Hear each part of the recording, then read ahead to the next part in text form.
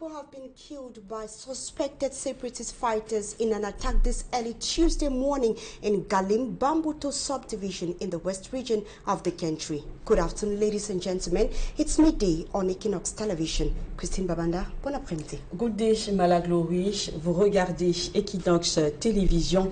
Madame, monsieur, bonjour et bienvenue aux 12h bilingues. Dans l'actualité nationale de ce mardi midi, c'est le fait du jour. 8 personnes trouvent la mort dans une attaque meurtrière de présumés combattants séparatistes à Galim, une localité située dans le département des Bamboutos, région de l'ouest du pays. Pour en parler sur ce plateau, nous recevons Pierre Laverdure-Amban, journaliste à la rédaction centrale d'Équinoxe Télévision. Bonjour Pierre et merci de nous avoir rejoints sur ce plateau. Bonjour Christine Babanda. Alors la menace séparatiste, Pierre, plane désormais au-dessus de nos têtes comme une épée de Damoclès. Pour le cas de Galim, qu'est-ce qu'il en est? Ah bon, c'est une scène tragique, une scène d'horreur vécue ce matin par les populations du village Baményan à Galim. C'est dans l'ouest du Cameroun. Il faut dire que les populations se sont réveillées ce mardi matin dans le village. Ce village qui a été pris pour cible par des personnes que l'on présente comme des séparatistes anglophones. Selon nos sources, sur place, ils sont arrivés à bord de motos au marché de Galim. Ils ont exécuté au moins 10 commerçants. Selon les mêmes sources sur place, plusieurs autres personnes ont été également kidnappés. Des assaillants qui sont arrivés lourdement armés et ont tiré dans la foule. Et pour l'instant, selon des chiffres, ce sont une dizaine de personnes, essentiellement des commerçantes, qui sont mortes. Cette dame, il faut le dire, intervient après quelques semaines après un autre acte odieux des Ambazoniens dans le sud-ouest du Cameroun, à Egbeko précisément, à Manfé. On se souvient que dans ce département de la Magnou, dans le sud-ouest du Cameroun, une attaque avait causé la mort de 25 Camerounais qui avaient été tirés à balles réelles par des assaillants qu'on présente comme étant des séparatistes anglophones. Alors l'attaque meurtrière de Galim, Pierre Laverdure, ne serait pas la première. En 2020, cette localité était déjà victime d'une attaque tout aussi sanglante. Eh bien, il faut dire que plusieurs morts sont enregistrés de ce côté. Ce n'est pas la première fois que les assaillants s'attaquent à des civils dans cette partie du Cameroun.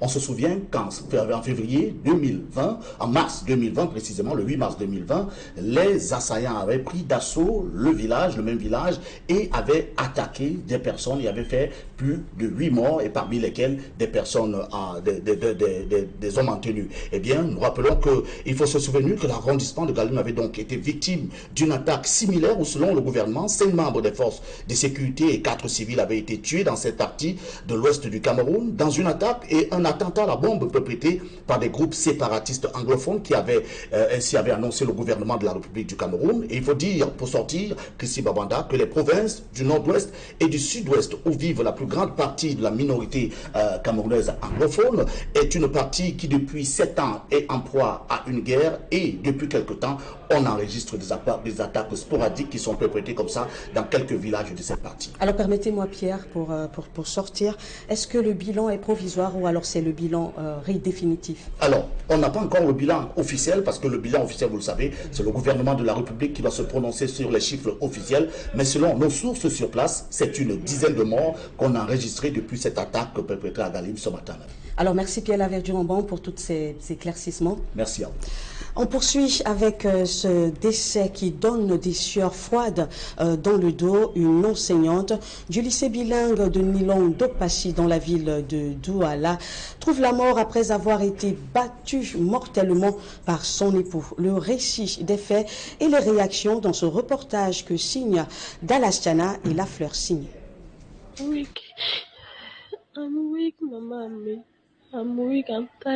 Des appels à l'aide qui malheureusement n'auront servi à rien. Cet audio est le dernier que Dianyongo, victime de violences conjugales, enverra à une confidente. Aidez-moi dans les mains de l'époux. Aidez-moi. Après avoir été violemment agressée par son époux, la jeune enseignante au lycée bilingue Nilong de Dogbassi décède à l'hôpital gynéco-obstétrique de Douala. Dans son lieu de décès, sont scandalisés. C'est une nouvelle qui nous a beaucoup attristés. Diane Yango, c'était une fille, une jeune dame tellement dynamique, forte d'esprit. Elle ne laissait pas transparaître sa souffrance conjugale. Ce matin, lorsque ces petits-enfants de 6e, 5e, ils ont appris, ils étaient pratiquement tous en larmes. Nous allons à chaque fois, chaque jour, observer 1 minute de silence, et ceci pendant 1 semaine. Question pour nous de l'accompagner déjà. Ces élèves aussi, en classe de terminale et 3e, sont encore sous le choc. Madame Nyango était une dame vraiment très gentille envers les élèves. Elle punissait parfois, mais elle nous amenait à aller dans le droit chemin. Vraiment, nous sommes déçus par sa mort. Nous sommes tellement choqués qu'un tel produit de l'éducation camerounaise puisse s'en aller ainsi. On voudrait vraiment que les autorités prennent son cas en considération. La jeune femme de 33 ans aurait pourtant tout essayé pour résoudre ses problèmes de couple. Selon sa conseillère matrimoniale, la mère de 3 enfants voulait préserver l'unité familiale. C'est une femme meurtrie qui m'a approchée, une femme totalement en larmes pour cette première rencontre parce que subissant les coups de son mari. Diane était à bout, mais en tant que conseillère conjugale, vous le savez, ce n'est pas à moi de dire à quelqu'un ce qu'il veut. La question que j'ai posée à Diane, c'était de savoir ce qu'elle attend de moi. Elle dit qu'elle veut que ça s'arrange. C'est à la 2e séance que j'ai compris que les choses étaient un peu compliquées. Alors j'ai mis les stratégies qu'il fallait sur pied pour avoir le mari au centre. Ça n'a pas été facile, je ne veux pas aller dans trop d'attributs. Mais le jour où finalement je réussis à être face à ce monsieur, l'échange m'a laissé bouche bée. Et c'est ce soir-là en réalité que le véritable conseil, je l'ai donné à Diane en lui disant, je sais que ça pourra te coûter, je sais que ça pourra être très difficile, mais mon conseil c'est de partir. Si tu peux partir, il faut partir. Interpellé, son époux est en garde à vue à la brigade Ngodi Bakoko dans l'arrondissement de Douala 3e. Diane Nyango était cette enseignante engagée dans la lutte lancée par le mouvement OTS. Également, elle n'hésitait pas à rappeler les parents à l'ordre quant à l'éducation des enfants, notamment lors de ses interventions sur les plateaux de télévision. Maman. Loin de la crispation et de la mélancolie qui règne au lycée bilingue de Dokpachi, poursuivons avec l'affaire Martinez-Zogo qui avait fait bouger le Cameroun. Après l'information judiciaire et les confrontations, la reconstitution des faits tant attendus continue de marquer le pas. D'autres précisions avec Joël Essengue et Guy Zogo. Dans l'affaire Martinez-Zogo, la reconstitution des faits n'est toujours pas à l'ordre du jour. Si l'on avait pensé que l'enquête préliminaire menée par la commission mixte gendarmerie-police s'était gardée d'explorer ce chemin pour laisser la main au tribunal militaire dans la phase de l'instruction judiciaire, cette juridiction à son tour n'envisage pas jusqu'ici de faire recours à ce procédé. Cette situation est due principalement à une difficulté qui perdure dans cette affaire Martinez-Zogo depuis le début. C'est celle des aveux complets, lesquels n'ont jamais été formulés par aucun des inculpés. En effet, si les inculpés, principalement de Jean-Pierre Amougou Belinga au lieutenant-colonel Justin Danoué, en passant par les éléments de la DGRE, ont admis leur participation à la filature, à l'enlèvement et à la torture de Martinez-Zogo, le hic se trouve, lui, dans le fait qu'aucun d'entre eux n'admet avoir tué le journaliste d'Amplitude FM. C'est cette dénégation qui a fait fleurir la thèse d'un deuxième commando, lequel aurait agi après le premier pour finalement éliminer Martinez-Zogo. Jusqu'ici, aucun élément probant ne permet d'accréditer cette thèse et la justice n'y a jamais travaillé. Dans cette logique, la reconstitution des faits, qui consiste dans le cadre de la procédure pénale à reprendre toutes les actions commises sur la scène des crimes, n'est pas envisagée. Néanmoins, la procédure pénale, elle, va se poursuivre. L'actualité, c'est aussi la culture avec le festival culturel Bando organisé dans la région du sud-ouest du pays après plusieurs années d'absence. Immersion dans ces rites qui vantent les us et coutumes du Cameroun avec Colin Standa, Innocent Abega et Claudia Essia.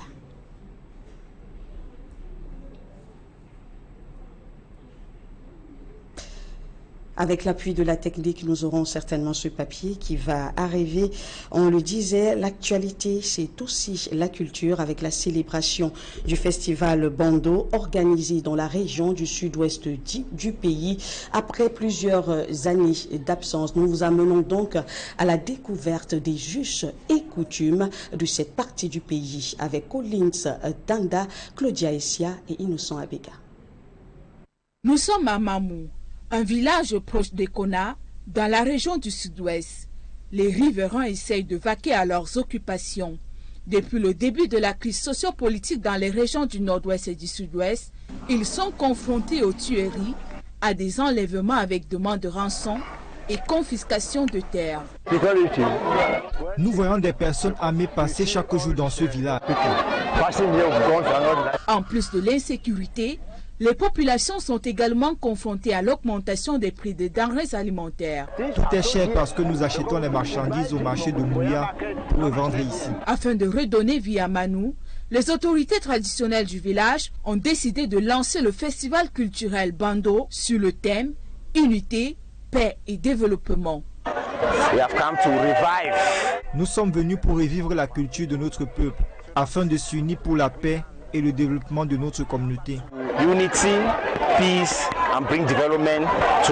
Autrefois, le festival culturel de Bando était célébré chaque année, mais depuis 2016, aucune cérémonie n'a été organisée. C'était donc l'occasion pour les natifs de Manou de partager un repas traditionnel et de mettre en valeur leur danse traditionnelle comme la danse mali. Nous sommes très heureux de célébrer avec nos frères et sœurs de ce village. Bien que le festival se soit terminé sans incident, les populations de Mamou continuent de prier pour le retour de la paix dans les régions du nord-ouest et du sud-ouest. Ce clin d'œil à la culture camerounaise, plus précisément au festival Bando, célébré dans la région du sud-ouest du pays, referme donc la première partie de votre journal. Place à la seconde partie en langue anglaise avec vous, Mala Glory. Thank you, Christine Babanda. Ladies and gentlemen, thanks for staying with us for the second part of the news. It is a horrific and tragic incident in Bagalim, Bambuto subdivision in the west region of the country this Tuesday morning, as 8 people have been killed in an attack suspected by suspected armed separatist fighters. We shall be receiving the first assistant editor-in-chief of Equinoxe television to give us more details about what is happening on ground. Hello, Anne.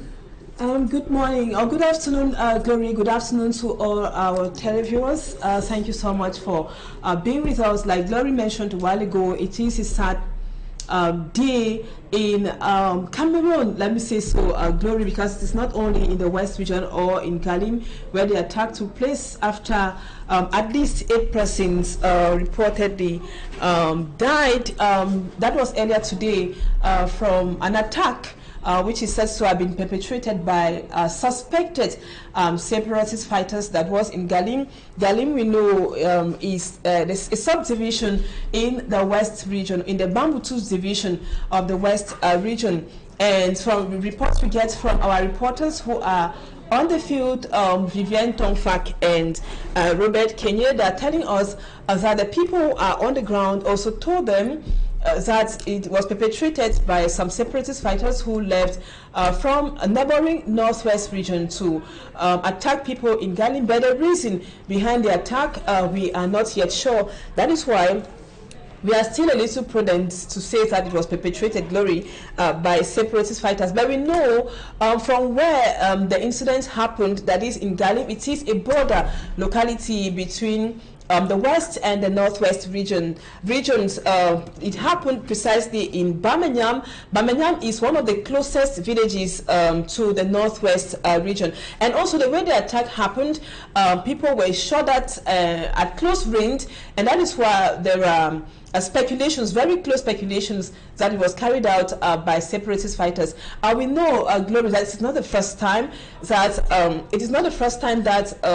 there are reports that separatist fighters moved from either the southwest or the northwest regions to perpetrate an attack, either in the Mongol division, in the littoral. There they claim that they are coming from the southwest region, precisely around Moyuka, or in the west region. This is a second attack which killed at least 8 persons, according to reports.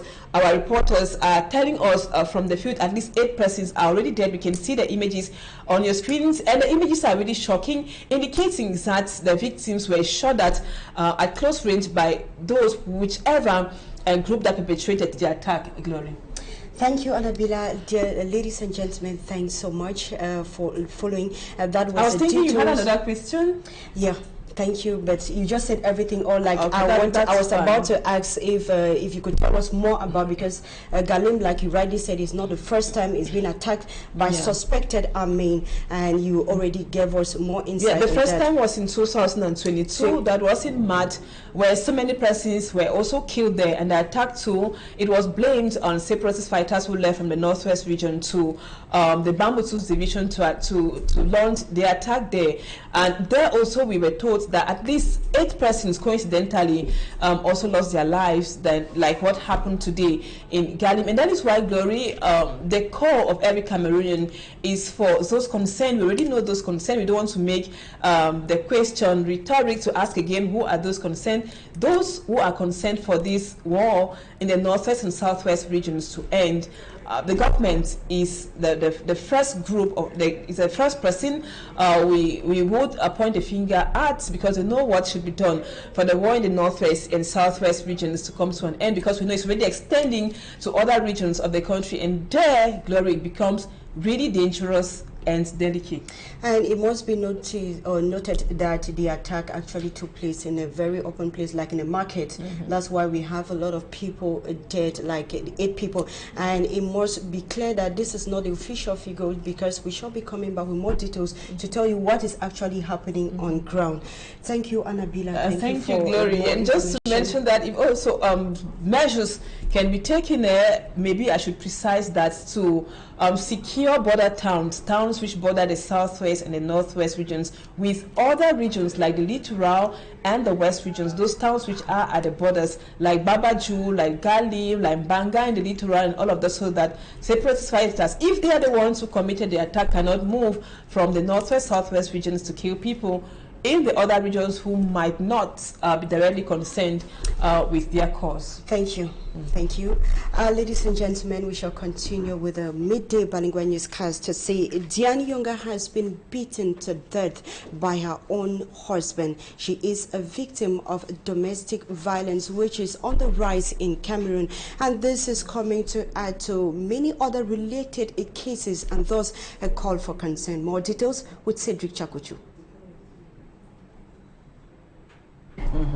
J'ai voulu, j'ai pensé, je suis allée prendre un premier, et après un second, et après, il n'est pas responsable. 30 years old Jan Yongwo, teacher of the government bilingual high school of Dokbasi, dies after she was brutally beaten by her husband. On a video which circulated on social media, one could hear Jan crying and denouncing the torture she went through in her husband's hands. Mama, I'm weak. I'm weak, Mama. I'm weak and tired. Trop de menaces, Mama. Trop de menaces.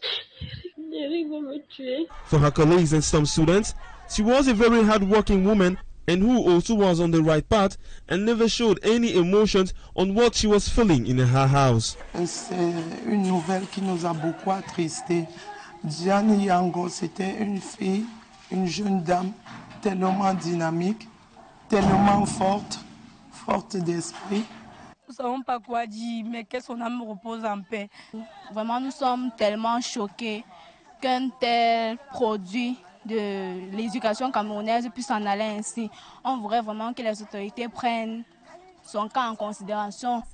According to Marlene's Dumbe, her counselor, Diane for the past years has been maltreated by her husband, but was afraid of exposing her husband. Diane was weak and tired. That was her words when she came for her first consultation.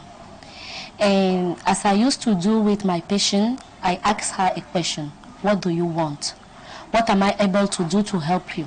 Then she says she wants me to help her to reconciliate them. But about reconciliation in those moments, it is so much difficult because he's the only one in need of that restoration. The partner, if he's not engaged himself inside the process, it will be so difficult. At least finally she gone.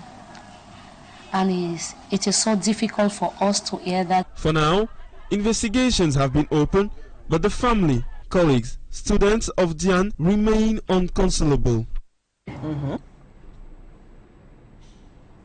For the past 7 years, insecurity has been the major challenge for the population of Mamu Boye subdivision. This is as a result of the ongoing crisis that has affected the whole of the southwest region. And in a way to reunite these people and bring hope to the locals, a cultural event was organized by the elites of this locality. More details with Esie Lucilengo. From the start of the Anglophone crisis in 2016, Mamu, a village near Équinoxe, has been hit by the crisis.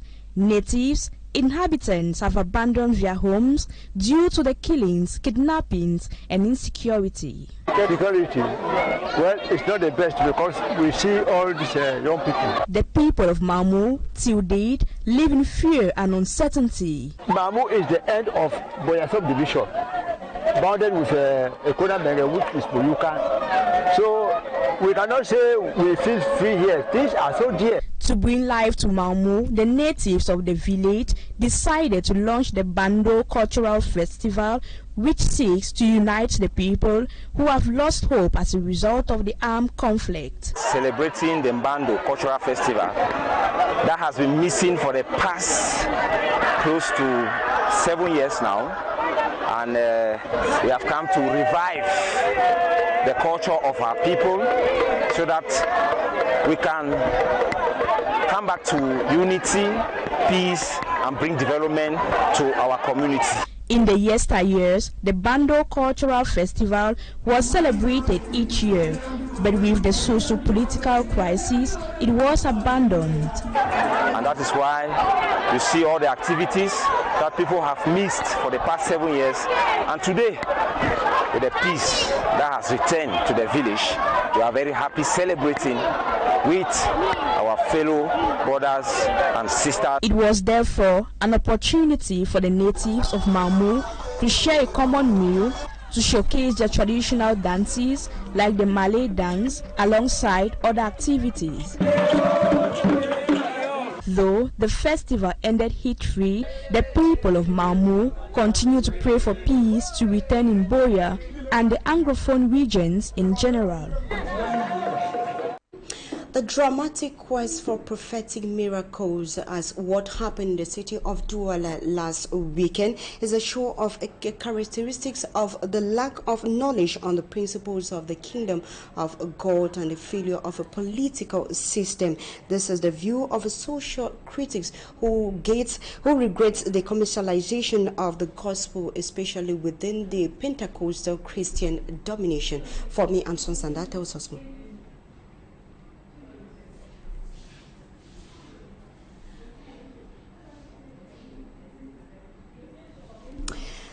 The dramatic quest, as we said, for prophetic miracles as seen over the weekend here in the city of Douala is a show of characteristics of the lack of knowledge on the principles of the kingdom of God and a failure of a political system. This is the view of a social critic who regrets the commercialization of the gospel as seen within the growing Pentecostal Christian domination. For me, Anson Sanda tells us more. Criminal scramble for prophetic miracles as demonstrated by a desperate crowd over the weekend in the city of Douala can be explained from many angles.